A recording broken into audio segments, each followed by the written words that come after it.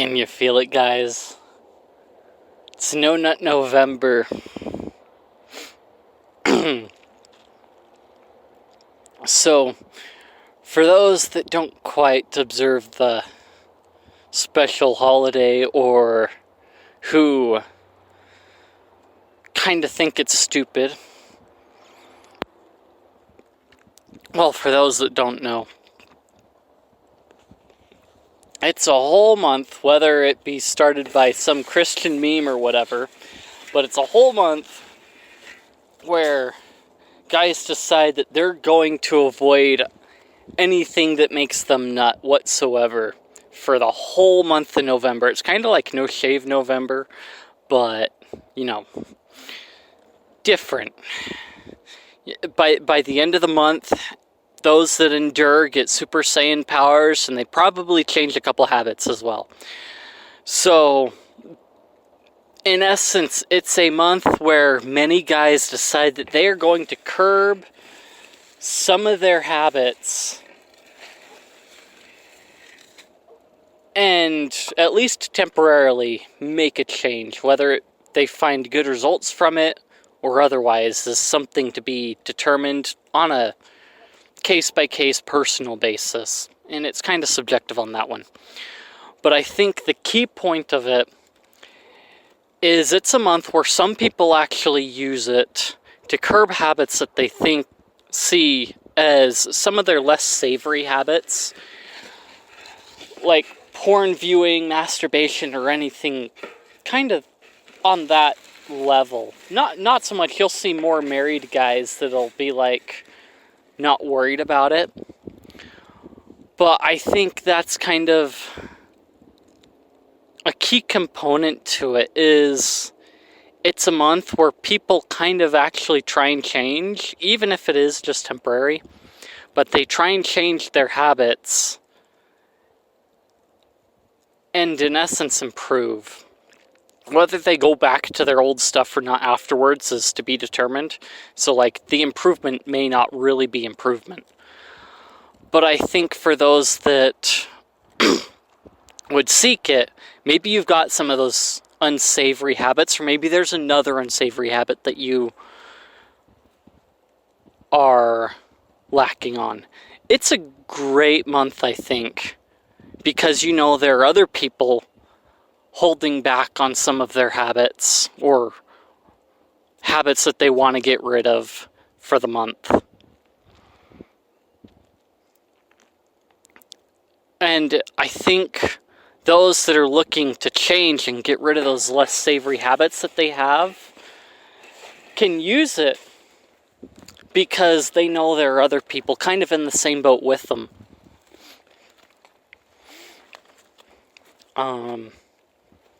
Because habits go a long way to kind of determine our end results, because those habits start as small actions, and then they kind of grow into overall behaviors and kind of get deep-seated in us. And so it becomes a challenge to change that. But by having a group accountability or whatever, then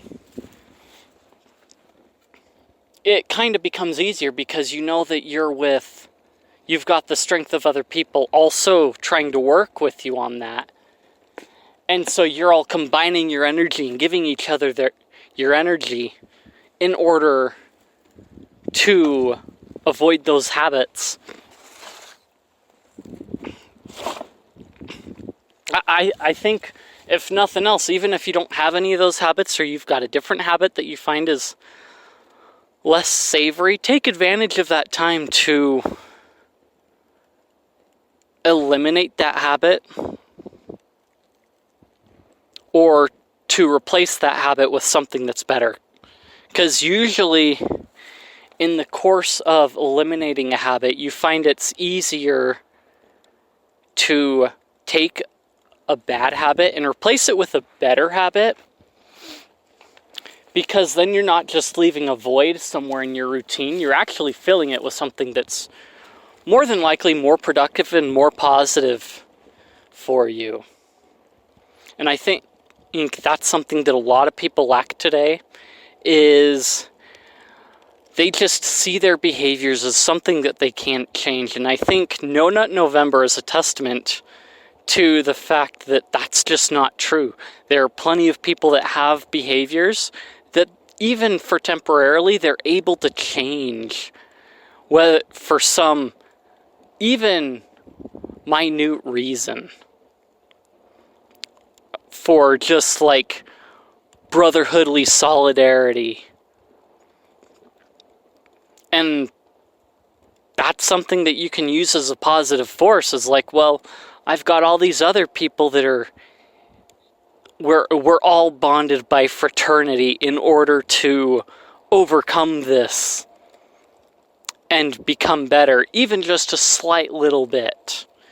So even if you fail No Nut November, I don't think you truly fail unless you give up. You can have one failure early on in the month, but I think the real success comes from curbing that habit even more. Because when it comes down to it, if it was really just started as kind of a Christian meme to get people to stop, I think that's the key component, is the improvement of it, not so much the, completely going without for the month. Over the course of the month, did you do better and eventually possibly lay in the footwork to curb it? Like maybe you fail in have a failure in the first week, but for the next 3 weeks, were you able to hold off? Because those next 3 weeks can be key for getting used to it. And then you truly seat the habit in, like, after, what was it? I think it was about 60 days to truly seat a habit. They say 21 days to start a habit, but that's kind of the time period to get used to it. Whereas the 60 days is the one that kind of really more solidly seats it in. It's like 60 to 90 days to seat it in as a real habit. But you replace that old habit with something new and better. And that's kind of the train of improvement, which I think some people forget about. They just kind of go on with their life and just hope that things work out. And some things will work out, but there are a lot of things those things that you let linger that will stand in your way from really reaching to where you can get. And I think sometimes people just want to see the success without the legwork, which is where the curbing of those habits comes from, because it takes work in order to really truly become ready for that success. It takes work to reach that success. And it can be difficult when you don't see some of that success early on, or you don't see it in the timetable that you're expecting. And some people may be looking at you like, well, it's just worthless. You're not going to make it. You haven't made it yet. It's been almost 4 years, and, well, you should just give up, or you should just focus on something else, and maybe you do that on the side, and then if it picks up, you just go with it. But that's kind of where I think those kinds of people really haven't understood putting legwork in and dedication. So, yeah, No Nut November. Take advantage of it. Find some habits that you want to get rid of or replace, curb, whatever, behaviors. Join in solidarity with those that are fighting it and become better. One thing, you can subscribe to Subscribestar. I have added new rewards to it related to the PeerTube instance. So basically, for like each dollar amount you get, you can claim like a gig of hosting space for that. That's one, to cover hosting expenses and help do that.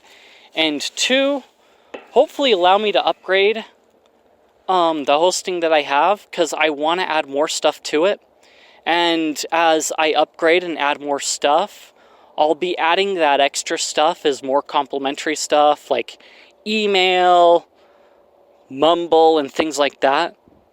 So if you go and subscribe to Subscribestar, that kind of helps pay for that stuff and puts me in a position to where I can upgrade and do that kind of stuff and actually provide you with a service that, one, won't look into your email box. I mean, you can't trust me, but you know, I am really not interested in looking at everyone's emails and seeing what's going on.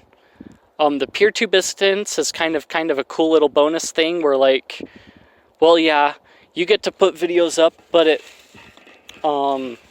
it's gonna more or less be a law of the land deal, since the hosting service kind of relies on that is law of the land. There is no Cloudflare, so you're not gonna be worried about Cloudflare shutting everything down. But yeah,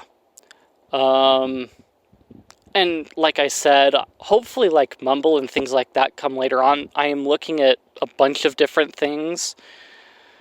So as I am able to upgrade, more to come. Yeah. I will see you guys later.